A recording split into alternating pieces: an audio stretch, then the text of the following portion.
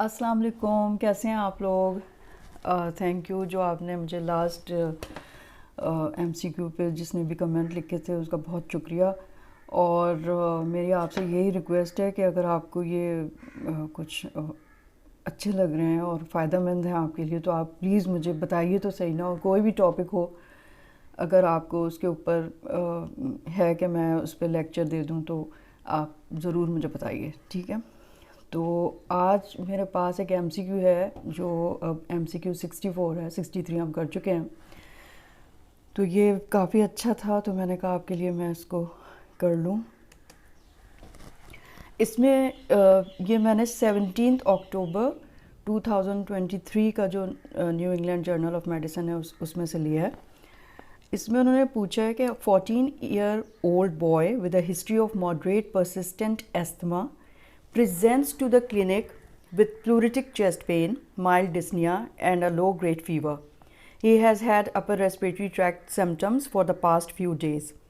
On physical examination, he has a temperature of 38.0 degrees centigrade, a heart rate of 95 per minute, and a respiratory rate of 20 per minute, and oxygen saturation of 95% while breathing ambient air. His heart rate has a regular rate and rhythm with no murmurs. His neck is notably swollen with some palpable crepitus. He is breathing comfortably and his chest is clear bilaterally with no audible wheezing. His trachea is midline. His abdominal examination is unremarkable and he has no clubbing or cyanosis of the extremities. His pain is well controlled with ibuprofen and he is well hydrated. A chest radiograph reveals spontaneous pneumothorax. तो आप chest radiograph ये आप देख लें, इसमें spontaneous न्यूरोथोरैक्स दिखाया हुआ है इन्होंने। अब इन्होंने पूछा है what is the most appropriate next step in the care of this patient. A है manage conservatively with rest and analgesia and avoidance of manoeuvres that increase pulmonary pressure. B है administer supplemental oxygen via the nasal cannula. C है refer to the emergency department. D है administer bronchodilator via nebuliser. E है perform needle decompression.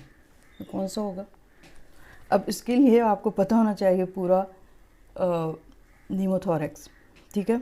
अब इसमें दोबारा से जो देखने की ज़रूरत है, यंग बच्चा है 14 ईयर ओल्ड और उसको मॉडरेट परसिस्टेंट एस्थमा है, ठीक है। एक उसकी मतलब अंडरलाइंग डिजीज़ ये है। अब उसको प्लूरिटिक चेस्ट पेन हो रहा है, माइल्ड डिस्निया है, लो ग्रेड फीवर है, यानी कुछ दिन से ना रेस्पिरेटरी ट्रैक्ट इन्फेक्शन उसको हुआ हुआ है। फिज़िकल एग्जामिनेशन में सिर्फ उसका फीवर है, हार्ट रेट फीवर के हिसाब से बढ़ा हुआ है, रेस्पिरेटरी रेट ठीक है, ऑक्सीजन सैचुरेशन सही है, ठीक है, और कोई मरमर नहीं है। सिर्फ नेक स्वॉलन है उसकी और उसमें क्रेपिटस आ रहा है। ज़ाहिर की बात है कि नीमोथोरैक्स हुआ है तो मेडिएस्टिनम में चली गई एयर और यहाँ से क्रेपिटस मिल रहा है, ठीक है।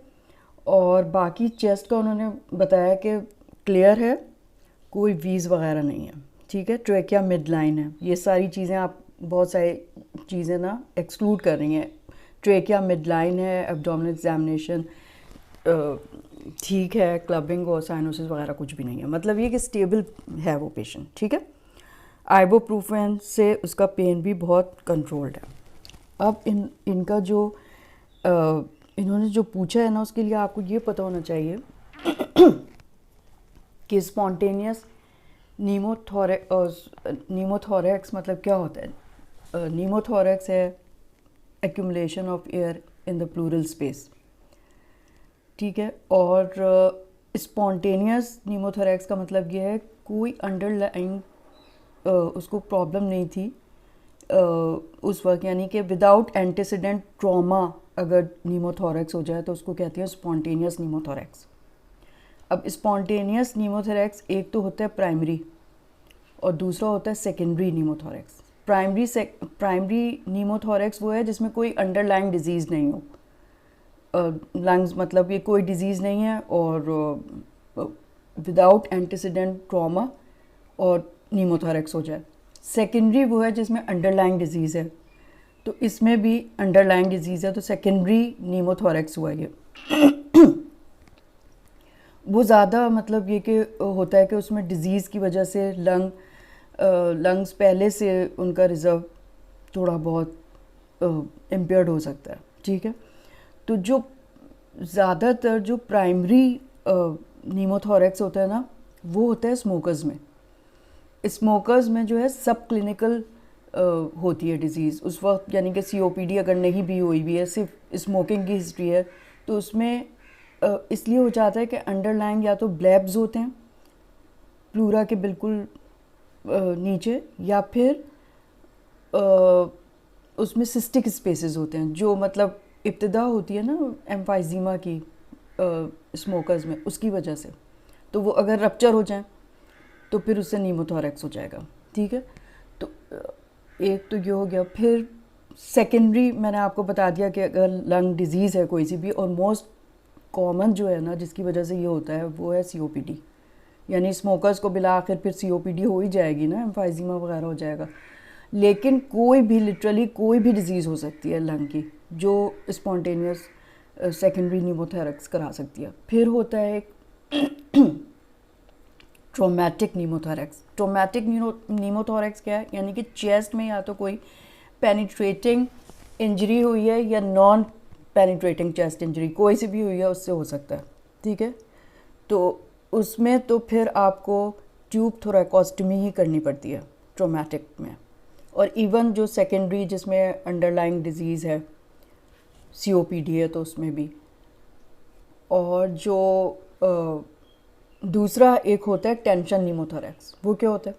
टेंशन नीमोथोरेक्स ये है कि किसी भी पेनिट्रेटिंग या नॉन पेनिट्रेटिंग इंजरी से, या मोस्ट कॉमन जो है ना मैकेनिकल वेंटिलेशन या जो रिससिटेटिव एफर्ट्स कर रहे होते हैं ना, उसकी वजह से वो हो सकता है, ठीक है। तो उसमें ये होता है कि जो प्लूरल प्रेशर है ना, नॉर्मल प्लूरल प्रेशर हमारा होता है -5 सेंटीमीटर ऑफ वाटर, जिसमें जो है ना अभी लंग्स ओपन हैं लेकिन ये कि एयर नहीं आई है। एयर आने के लिए उसको और कम होना होता है प्रेशर को, यानी -7.5 सेंटीमीटर ऑफ वाटर जब होता है, जब एयर अंदर आ जाती है, ठीक है। तो इसमें ये होता है स्पॉन्टेनियस नीमोथोरेक्स में कि इसमें मतलब थ्रू आउट रेस्पिरेटरी साइकिल जो है ना पॉजिटिव प्रेशर हो जाता है प्लूरल स्पेस में, दैट इज़ लाइफ थ्रेटनिंग।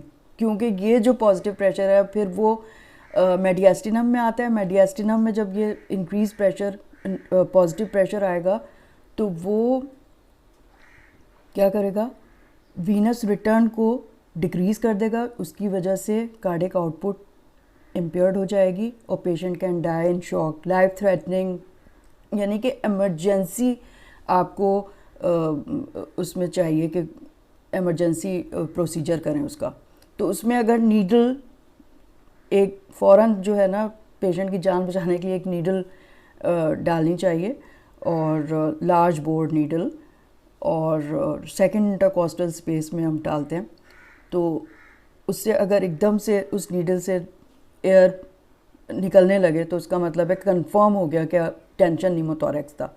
और फिर उस वक्त तक नीडल पड़ी रहे जब तक कि आपके पास ट्यूब ना आ जाए, तो फिर आप ट्यूब थोरैकोस्टमी कर डाल देंगे, ठीक है। ट्यूब यानी कि आपने डालनी है थोरैकोस्टमी ट्यूब। अच्छा, जिन लोग को जो COPD के पेशेंट्स होते हैं उनको फिर रिकरेंस हो सकती है, बहुत रिकरेंस होती है नीमोथोरेक्स की। तो उसमें ये होता है कि सिंपली नीडल एस्पिरेशन कर दें, या फिर जो है अगर नहीं रुक रहा है इससे और होए जा रहा है बार बार, तो फिर ना थोरैकोस्कोपी या थोरैकोटमी करके और प्लूरल ब्लैब्स की एब्लेजन की जाती है, या फिर प्लूरल एब्रेजन कर देते हैं। और अगर उससे भी नहीं सही हो रहा है तो फिर आपके पास एक प्रोसीजर होता है जिसमें आप प्लूरोडीसीज ही करते हैं, ना मतलब रहे बांस और ना बजे बांसुरी, यानी कि प्लूरल स्पेस ही ना रहे जहाँ पे एयर आए बार बार स्पॉन्टेनियसली। तो उसमें प्लूरोडीसीज जो है उसमें आप एक स्क्लेरोजिंग एजेंट इंजेक्ट कर देते हैं इंट्राप्लूरली, जैसे डॉक्सीसाइक्लिन या टैल्क, ठीक है। वो डाल देते हैं। बड़ा पेनफुल प्रोसीजर होता है, हमेशा याद रखें। तो अब इसमें वापस आ जाएं। इसमें है बी से देखें, administer supplemental oxygen via the nasal cannula, refer to the emergency department, बिल्कुल भी ज़रूरत नहीं है। यानी कि उसमें तो ये टेंशन नीमोथोरैक्स अगर होता ना तो फिर आपको ज़रूरत होती कि आप फ़ौरन जो है उसको एमरजेंसी में ट्यूब थ्रोकोस्टमी आपको करनी पड़ती, ठीक है। तो उसमें क्या होता है, मतलब वो तो आप ऐसे डायग्नोज कर लेंगे, फिजिकल एग्जामिनेशन करें, अगर एक साइड पे हुआ है टेंशन नीमोथोरैक्स तो ह्यूज हेमीथोरैक्स होगा और जो है उसमें कोई ब्रेथ साउंड्स नहीं होंगे, एब्सेंट ब्रेथ साउंड्स, और उसमें ट्रैकिया जो है शिफ्ट होगा कॉन्ट्रालैटरली और मेडियास्टिनम यानी कि दूसरी साइड पे आ जाएगा ट्रैकिया के साथ, और हाइपर रेजोनेंस परकशन नोट मिलेगा आपको। तो वो तो आप फ़ौरन डायग्नोज कर लेंगे ना। तो इसमें जो है इमरजेंसी में तो रेफ़र करने की इसको हरगिज़ ज़रूरत नहीं है। Administer a bronchodilator via nebuliser.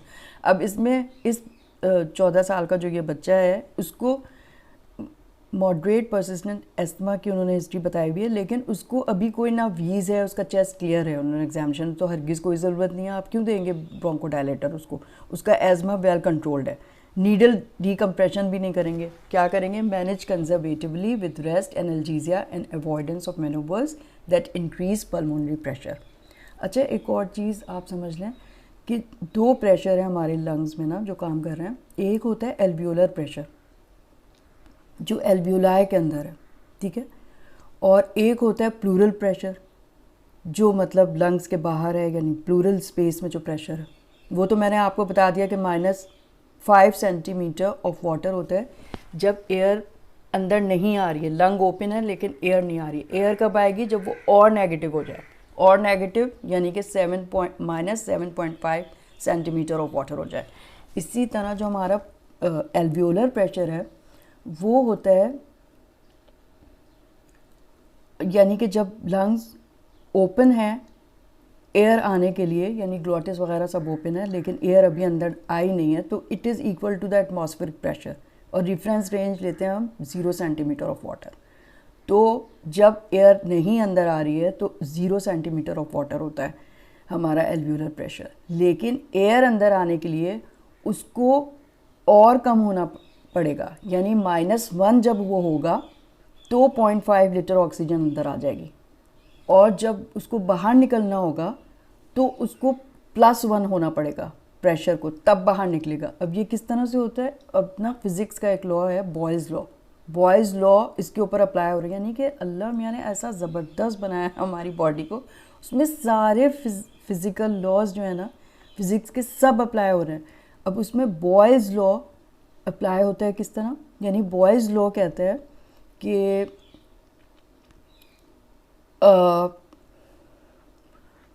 pressure of a gas is inversely proportional to the its volume, inversely proportional, यानी कि जब वॉल्यूम ज़्यादा होगा तो मतलब गैस के मॉलिक्यूल इधर उधर हो जाएंगे ना, तो प्रेशर कम हो जाएगा, और वॉल्यूम कम होगा तो मॉलिक्यूल्स इकट्ठे हो जाएंगे तो प्रेशर ज़्यादा हो जाएगा। अब इसमें कैसे अप्लाई हो रहा है, अब जब एयर को अंदर आना है, एयर अंदर आई तो वॉल्यूम लंग का हमारे ज़्यादा हो गया, एयर अंदर आ गई तो मॉलिक्यूल्स इधर उधर हो गए, तो उसका जो प्रेशर है ना वो कम हो जाएगा, यानी 0 से -1 हो जाएगा, ठीक है, तो एयर अंदर आ जाएगी।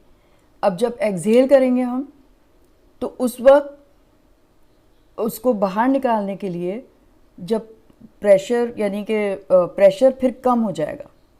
कम कैसे होगा, प्रेशर बढ़ेगा कैसे, कि जब एयर बाहर जा रही है तो ज़ाहिरी बात है कि लंग का वॉल्यूम कम हो गया तो प्रेशर उसका ज़्यादा हो गया, और उसने उस ज़्यादा प्रेशर से एयर को बाहर निकाल दिया। क्या ज़बरदस्त है, आप सोचें, उफ खुदाया। तो और ये जो प्लूरल प्रेशर और एल्वियोलर प्रेशर के डिफरेंस को हम कहते हैं ट्रांस पल्मोनरी प्रेशर, और वो जो है ना वो फिर आपको बताता है ट्रांस पल्मोनरी प्रेशर कि कितनी लंग की कंप्लायंस है, यानी 1 centimetre of water trans pulmonary pressure बढ़ेगा तो कितना लंग एक्सपेंड हो जाएगा। ठीक है, तो ये चीज़ मैंने कहा आपको बता दूं, ये बहुत मुझे भी इंस्पायर करती है कि किस तरह अल्लाह मियाँ ने देखे हमारा ये बनाया सब। तो आज के लिए मेरा ख़्याल है इतना काफ़ी है, और इस तरह से मैं अगर आपको बताऊं तो मैं थोड़े से टाइम पे ख़त्म हो जाता है। तो अब मैं ना स्लाइड्स आगे की मैंने आपको दिखाती है। ठीक है अगर आपको देखनी है तो आप मुझे रिक्वेस्ट कर सकते हैं, फिर मैं आपको भेज दूँगी। ठीक है, okay, thank you so much. All right, खुदा हाफिज़। खुदा हाफिज़। ज़रूर मुझे कमेंट कीजिएगा।